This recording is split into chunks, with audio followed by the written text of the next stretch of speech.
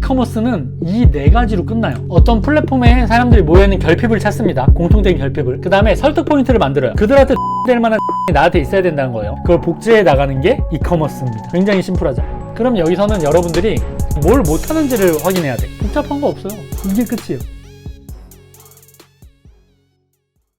지금부터 이커머스 질문들을 해소하도록 할게요. 이분은 이커머스 레벨이 3입니다. 3이면 이제 흉내내는 정도는 한다. 근데 이제 월천이 뭐 계속 되진 않는다. 뭐 이 정도 느낌 같아요. 이걸 왜 물어보냐면 이게 통찰 1단계잖아. 그러니까 R을 내 이커머스 실력으로 보고 이 R을 내가 알고 있느냐 이거잖아요. 통찰 1단계로. 이거를 묻고 싶었던 거야. 근데 이게 잘 안 돼요. 그러면 이 사고는 어떻게 전환해야 되죠? 이것만 내가 알면 보상이 크겠구나. 남들은 지 실력이 어느 정도인지도 모르고 이커머스를 할 수 있으니까. 자, 예시를 한번 들어볼게요. 연애를 할 때는 기본적으로 메타인지가 거의 안 됩니다. 통찰 1단계가. 연애할 때는 저도 그렇고 여러분들도 그렇고 다 박살나 있습니다. 통찰 1단계가. 첫 번째, 기본적으로 모두 다 상향을 원합니다. 무슨 말이냐면 30만 원 가지고 노트북을 살려면 무슨 노트북을 살 수 있죠? 자, 이거 살 수 있습니까? 이거 살 수 있어요? 맥북? 30만 원으로? 근데 사고 싶지 않아요? 마음은? 사고 싶죠? 30만 원으로. 뭐 만약에 어디 올라온다고 하면 이래서 사기를 당하는 거야. 균가경을 모르니까 사기 당하는 거지. 30만 원으로는 뭐 살 수 있냐면요. 이런 거 살 수 있습니다. 이런 거 30만 원대면 살 수 있어요. 근데 연애할 때는 지가 30만 원 가지고 있는지 50만 원 갖고 있는지 100만 원 갖고 있는지를 몰라. 그거를 알아야 거기서부터 통찰 1단계가 시작되는 거예요. 왜 이런 얘기하나 생각할 수 있는데, 여러분들 이커머스 레벨과 목표를 왜 일치를 안 시키냐고. 이커머스 레벨에 맞게 목표를 해야 되는데 레벨도 모르고 내 수준 상황도 모르고 목표만 한 달에 2억씩 벌고 싶다고 하면 그게 이루어지겠냐고. 이 얘기를 하고 싶었던 거예요. 그래서 저는 이거를 한 가지 더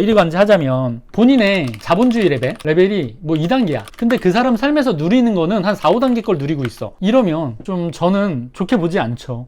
명품 골프 해외여행. 근데 여러분 실제로 소개팅을 하면요, 여자분들이 골프가 취미라고 얘기하는 사람이 되게 많습니다. 그게 왜 그렇게 얘기하냐면 내가 그 정도의 대우를 받아야 되는 사람이라고 얘기하는 거거든요. 근데 본인 월급은 200만 원이야. 제가 이제 치킨집 때인데 소개팅을 했어요. 근데 그분이 자기가 골프 필드 나가는 거를 한 달에 2-3번 나간대. 200만 원 정도 버시는 분이었거든요. 저는 조금씩 그 근거를 좁히거든요. 근데 누구랑 그렇게 가자 했더니 오빠들이 돈 내는 거야. 오빠들이 왜 돈 내죠? 거기엔 유부남들도 있습니다. 오빠들 돈 내는 오빠들은. 그리고 여자애들 옷도 맞춰줘요. 골프 용품도 사주고. 그리고 자기가 또 사업한다고 얘기하더라고요. 그래서 사업 누구랑 뭐 어떻게 해요? 이랬더니 아는 오빠들.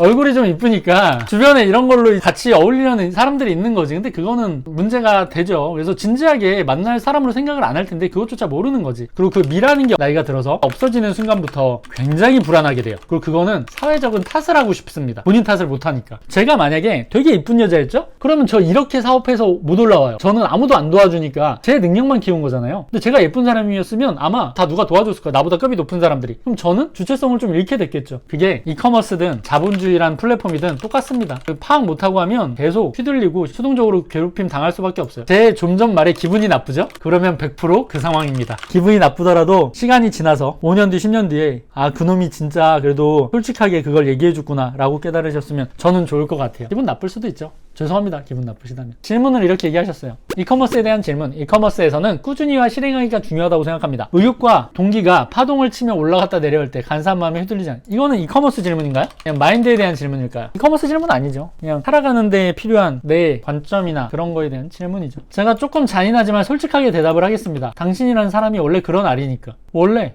조금 하다가 왔다 갔다 하고 대충 하게 되고 그만하고 싶고 그런 알이니까 그것부터 받아들여야 돼요. 당신은 사람이 무한동력이 있지 않아요. 제 중학교 때 얘기를 가져오겠습니다. 저는 친한 친구가 옆집 살았는데요, 시험 기간 때마다 친구랑 약속을 합니다. 야, 우리 밤새서 해야 되는데 졸리니까 새벽 3시에 나와서 내일 시험 볼 거 같이 이야기 좀 해보자 라고 합니다. 그래서 한 2년 정도를 그렇게 해가지고 한 20번 넘게 약속을 했어요. 근데 친구는 첫날 처음 약속한 그 하루만 나오고 한 번도 나오지 않았어요. 왜 그 친구는 한 번도 안 나올 거면서 계속 약속을 했을까? 왜 중학생구는 상대가 안 나올 걸 알면서도 약속을 계속 했을까? 이걸 꿰뚫어 보셔야 돼요, 여러분들. 친구는 진짜로 나올 거라고 생각하고 약속을 해요. 매번 진짜로 나올 거라고 지는 생각하고 약속을 하고 그냥 졸려서 잡니다. 그러니까 과거의 본인의 모습을 미래가 계속 배신하는 행위예요. 저는 안 나올 걸 알지만 얘가 나올지도 모른다는 생각에 내가 3시까지는 책임감이 있어서 안 자고 나갈 거라는 내 모습을 알기 때문에 약속을 하는 거예요. 그 친구 지금 어떻게 살 될지 여러분들 예측해보시면 어떨 것 같아요. 지금도 똑같습니다. 하지만 그 관성을 바뀌기가 쉽지 않다는 거죠. 여러분들이 어떤 관성인지를 알아야 돼요. 그리고 그 관성을 깨우고 싶다면 결핍 위치를 고정시켜야 됩니다. 그러니까 아까 왔다 갔다 한다는 게 결핍 위치가 고정이 안 돼 있어서 그래요. 만약에 부모님이 계속 인질로 잡혀 있다면 결핍 위치가 고정될 거예요. 계속 노력을 하게 될 거야. 근데 그게 아니거든. 적당히 한 1,000만 원, 2,000만 원 벌면 결핍이 풀립니다. 아, 나도 좀 되나 보다. 그러니까 좀 나태해지는 거죠. 그래서 결핍 위치를 고정하는 게 굉장히 중요해요. 고정하는 방법은 최면 효과가 있고 공포로 스스로를 좀 자극하는 방법 같은 게 있는 거죠. 제 요령은요, 만약에 쉴 때는 좀 쉬어야겠다 생각이 들면 죄책감을 느낄 만큼 쉽니다. 이 정도로 쉬어도 되나 싶을 정도로 좀 쉬어요. 그럼 마음이 조급해져도 다시 또 쏟아내거든요. 그리고 저는 외부 자극을 온전히 제 성장 에너지로 씁니다. 이거 되게 중요한 것 같아요. 제가 인스타에 요거 올렸었거든요. 1번이 한 80분 정도 되더라고. 4번이 한 300명 정도. 저는 1, 2, 3, 4번을 다 했습니다, 여러분. 다 합니다, 다 해. 근데 보니까 뚝배기 안 깨질 것 같아. 내 뚝배기가 깨질 것 같더라고. 그래서 헬멧 쓰고 가야 돼. 그거 일단 배제했지. 안 되겠다, 이거. 위험하다. 제가 아마 이거는 게릴라를 하게 되면 주기적으로 여러분들한테 리포트를 브리핑 할 텐데, 저 결핍으로 돈을 벌면서 4를 하면서 3을 하는 거죠. 이게 저한테 성장 에너지라고. 남들은 스트레스만 받는 층간 소음이. 1년 반 동안 답보 상태였던 저를 아래서 깨게 나오게 해준 네 글자라는 거예요. 나 좀 안주했는데 뷰 좋은 집에 왔다고 좋아했는데 아니구나. 더 안정적인 거는 여기보다 더 올라가야 되는구나. 한 번 더 올라가자 라는 생각이 든 거죠. 저는 이런 것들을 다 제 자극으로 써요. 그럼 질문 주신 분도 왔다 갔다 할 때 외부에서 일어나는 모든 것들, 내 가족한테 일어나는 거나 내 아이한테, 내 부모한테 일어나는 거를 성장 에너지로 바꿀 수 있다면 좀 지속되겠죠. 그래서 그렇게 되셨으면 좋을 거라고 생각하고요. 둘 중 하나입니다. 왔다 갔다 하는 분들, 에너지가 별로 없는 분들은 깜냥이 간장종지란 걸 받아들이고 그냥 그렇게 살거나, 아니면 외부 자극이나 미래 공포를 최면으로 걸어서 결핍 위치를 고정하거나 그래서 올라가거나, 둘 중 하나예요. 받아들이면 편하긴 하죠. 저는 2번을 추천합니다. 일단은 한 5년 10년만 고생하면 자본주의에서 조금 우월해질 수 있어요, 여러분들. 질문 계속 연달아서 해소해 보도록 할게요. M군이 바라보는 개인 미디어 플랫폼, 유튜브, 틱톡 등에 대한 전망과 두 플랫폼 특징을 어떻게 생각하시는지 대답을 좀 해보자면, 자, 여러분들이 플랫폼의 특성을 좀 이해하고 있어야 되는데, 이거는 1인 미디어, 개인 브랜드에 관련된 작업입니다. 유튜브나 틱톡이. 개인 브랜드의 장점은 내가 직접적으로 이득이 돼서 휘둘리지 않을 수 있어요. 주도권도 높고. 근데 단점은요, 나라는 인간은 불안정성이 큽니다. 오너 리스크가 너무 커요. 그래서 유튜버들이 잘 되고 나서 나락가는 게 다 본인이 실수해서잖아요. 회사는 실수를 안 하기가 좋은데 개인은 너무나 실수가 많아요. 근데도 불구하고 유튜브를 해야 되는 이유는 뭐냐? 여러분들, 신정환 씨가 유명합니까?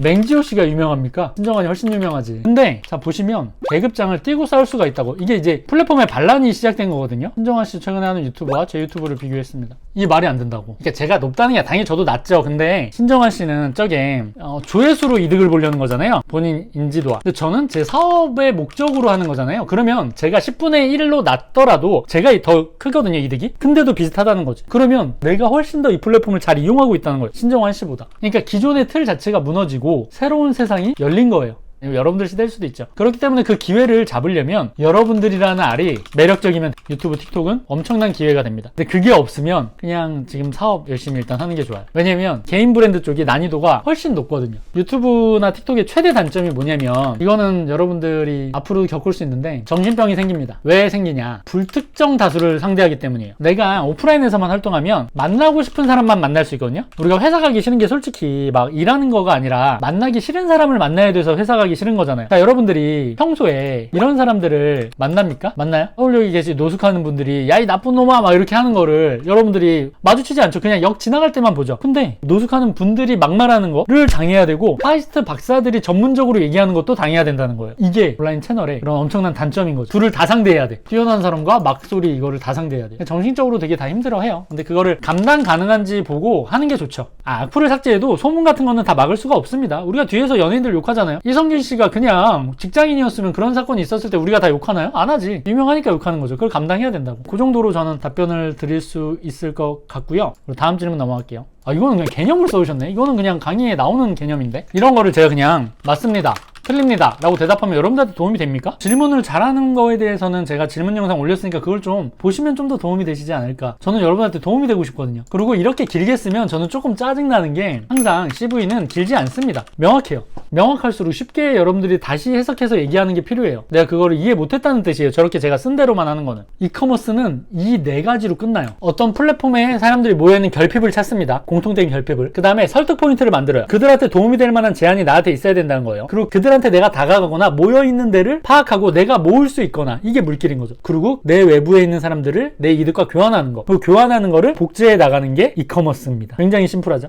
그럼 여기서는 여러분들이 1, 2, 3, 4 중에 뭘 못하는지를 확인해야 돼. 복잡한 거 없어요. 이게 끝이에요. 누가 됐건 다 이거라니까. 돈 버는 인간들이 온라인에서. 여러분들이 이걸 잘하면 되는 건데, 여러분들 처음에는 되게 좁은 데서 시작을 해서 조금씩 넓혀가면서 내 이득도 넓혀가는 그런 연습을 해야 되는 거죠. 그래서 물길은 이렇게 좀 설명드릴 수 있을 것 같고요. 이렇게 질문을 마치도록 할게요. 그리고 마지막으로 하고 싶은 말을 하고 마치도록 하겠습니다. 제가 이거를 준비하면서 제 10년 뒤에 지금 모습이 10년 전에 치킨집 할 때 엄마 일하는 거를 그만두게 해줬다는 말에 너무 안도할 것 같다는 생각이 들었거든요. 그래서 10년 뒤에 만족할 스스로를 떠올리면서 지금을 하루하루 보내셨으면 좋겠어요. 저 아침 6시까지 하트 찍습니다. 그게 제가 하는 거에 대한 유일한 보상이라고 생각을 해요. 너무 좋아서. 여러분들이 쓰는 후기가 저한테는 주유소가 되니까 그렇게 부탁드리겠습니다. 다음에 또 만나요. 안녕히 계세요.